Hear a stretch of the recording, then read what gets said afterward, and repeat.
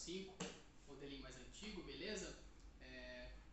O cliente trouxe pra gente, disse que a fritadeira ela tá fazendo barulho e parou de fazer o aquecimento, beleza? Ó, esse barulho raspando, tá vendo? Isso aqui é o conjunto de mancal do motor do ventilador, tá raspando seco, tá bom?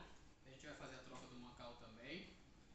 Outro defeito, galera, que acontece com essa fritadeira air fryer, ela, além do barulho, ela parou de fazer o aquecimento, beleza? Eu identifiquei aqui, ó, sem desmontar aqui a parte de cima, é uma fritadeira já bem usada, tá vendo? Bem gasta já, tem mais de 10 anos essa fritadeira air fryer da Mondial.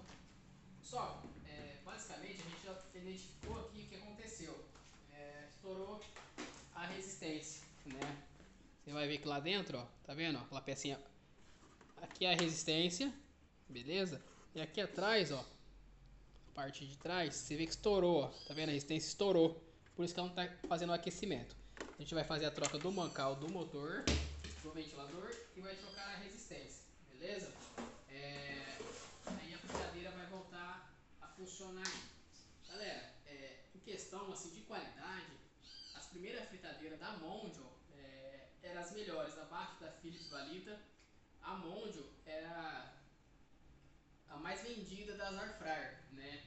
O gabinete interno era de inox, uma fritadeira que era feita para durar. As fritadeiras mais recentes é tudo de plástico, o gabinete agora. Eles tiraram essa qualidade, beleza?